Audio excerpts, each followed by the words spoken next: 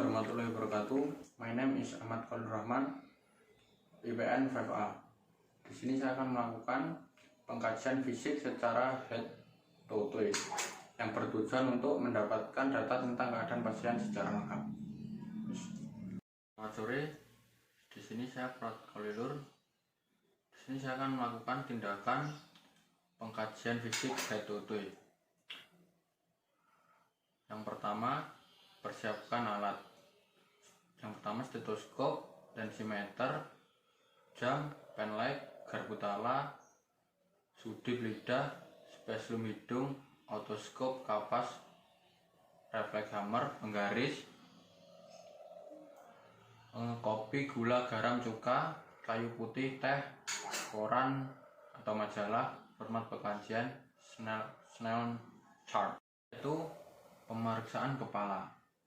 Perhatikan posisi kepala terhadap bahu dan batang tubuh. Yang kedua, inspeksi ukuran, bentuk dan garis kepala dan lesi. Yang ketiga, inspeksi kulit kepala, kebersihan dan distributor rambut. Yang keempat, palpasi kepala dan kulit kepala terhadap eri atau benjolan. Yang kelima, palpasi rambut, tekstur dan distribusi. Selanjutnya, posisi keselarasan. Pemeriksaan struktur luar mata. Pertama, lakukan inspeksi posisi mata dalam perbandingan antara satu dan lainnya. Yang kedua, lakukan inspeksi pada alis mata untuk ukuran, ekstensi, dan tekstur rambut. Yang ketiga, minta klien untuk menaikkan dan menurunkan alis mata.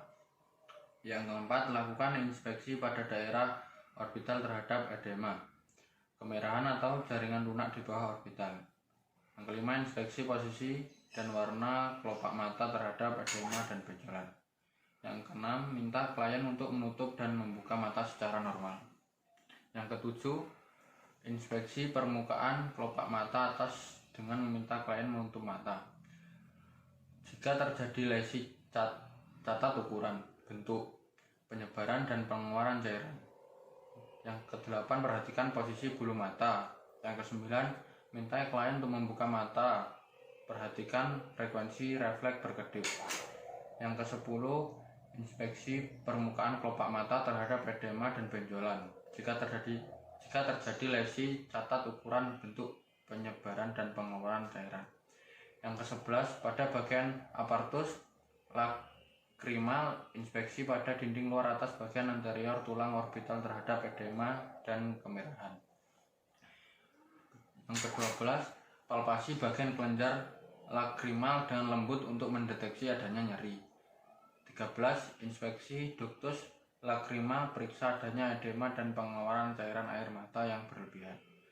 Yang 14. Tarik lembut kelopak mata untuk menginspeksi konjungtiva bulbar yang menutup daerah permukaan terbuka bola mata sampai tepi kornea. Yaitu ketajaman penglihatan.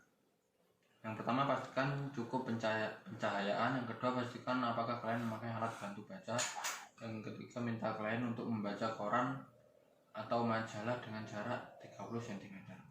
Selanjutnya, melakukan pengkajian penglihatan jauh. Yang pertama, gunakan lembar pemeriksaan Snellen chart. Yang kedua, pastikan cukup pencahayaan. Yang ketiga, posisi klien berdiri atau duduk dengan jarak 20 kaki dari lembar Snellen chart. Yang keempat, minta klien untuk membaca huruf pada lembar Snellen chart dengan mata terbuka. Ulangi dengan satu mata tertutup. Yang kelima, menentukan baris terkecil di mana klien bisa membaca huruf-huruf dengan benar. Selanjutnya, melakukan pengkajian hitung jari. Yang pertama, uji masing-masing mata untuk menghitung jari yang diacungkan. Yang kedua, pemeriksaan dengan jarak 30 cm dari wajah klien. Selanjutnya, melakukan pengkajian dengan uji cahaya.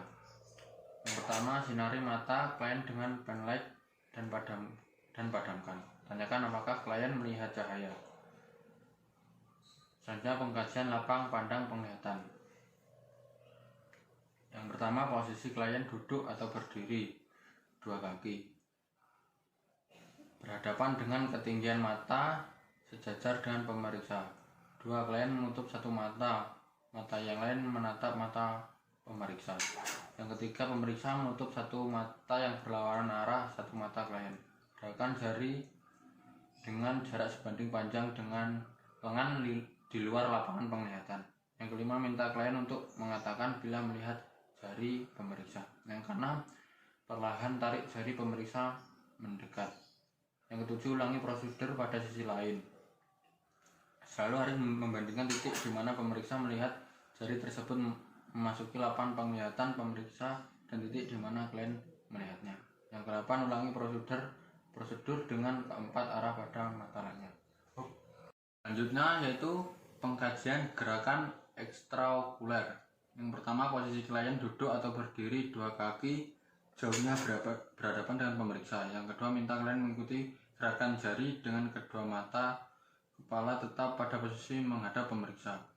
Yang ketiga, gerakan jari dengan lembut dan perlahan melalui 8 arah tatapan utama. Yang keempat, jaga agar jari tetap dalam lapangan penglihatan normal. Yang kelima, observasi gerakan paralel mata. Selanjutnya, pemeriksaan telinga. Yang pertama, inspeksi posisi, warna, ukuran, bentuk, dan simetrisitas daun telinga. Yang kedua, palpasi mengenai tekstur, adanya nyeri, pembengkalan, dan nodul-nodul. Yang ketiga, inspeksi lubang pendengaran eksternal, perhatikan adanya cairan dan bau. Yang selanjutnya, pemeriksaan telinga dengan otoskopi. Yang pertama, periksa lubang telinga terhadap adanya benda asing sebelum masuki otoskop. Yang kedua, minta klien menghindari gerakan kepala selama pengajian. Yang ketiga, minta klien untuk memiringkan kepala ke arah bahu yang berlawanan. Yang keempat, tarik daun telinga ke atas dan ke belakang. Yang kelima, masukkan perlahan otoskop 1-1,5 cm. Yang keenam, inspeksi mulai dari meatus sampai ke membran timpani. Warna, lesi, benda asing, dan serumen atau pengeluaran cairan dan keutuhan membran. Yang selanjutnya, pemeriksaan ketajaman pendengaran. Yang pertama, lepaskan alat bantu pendengaran bila klien menggunakan alat bantu. Yang kedua, uji satu telinga secara bergantian saat klien menutup telinga lainnya dengan jari. Yang ketiga, berdiri sejauh 30 cm dari telinga yang sedang diuji di sisi samping klien. Yang keempat, tutup mulut pemeriksa untuk mencegah pembacaan bibir oleh klien. Yang kelima, bisikan angka-angka acak dan minta klien untuk mengulang kata-kata yang terdengar. Yang keenam, uji telinga satunya dan perhatikan setiap perbedaan. Yang ketujuh, untuk menguji pendengaran, frekuensi, tinggi tes pendengaran dapat dilakukan dengan detik jam. Yang selanjutnya, tes Rain. Pertama, pegang garpu tala pada tangkainya dan pukulkan pada telapak tangan yang berlawanan. Sentuhan tangkai garpu tala yang bergetar tegak lurus pada proses mastoid klien. Bila sudah tidak terdengar, minta klien untuk memberitahu. Kemudian dengan cepat tempatkan 1-2 cm dekat dengan meatus eksternal. Keempat, normalnya klien masih bisa mendengar. Ulangi telinga. Selanjutnya yaitu tes Weber. Yang pertama, pegang garpu tala pada tangkainya dan pukulkan ke telapak tangan yang berlawanan. Kedua, letakkan tangan garpu tala yang bergetar di bagian tulang frontal atas. Tiga, tanyakan pada klien apakah bunyi terdengar sama jelas pada kedua telinga atau lebih jelas pada salah satu telinga. Tes swab back. Yang pertama, pegang garpu tala pada tangkainya dan pukulkan ke telapak tangan yang berlawanan. Yang kedua, letakkan garpu tala yang bergetar di proses mastoid pemeriksaan sampai berhenti. Yang ketiga, kemudian tempelkan garpu tala di tulang mastoid klien. Yang keempat, ulangi prosedur dimulai dari klien. Ini video for me. Wassalamualaikum warahmatullahi wabarakatuh.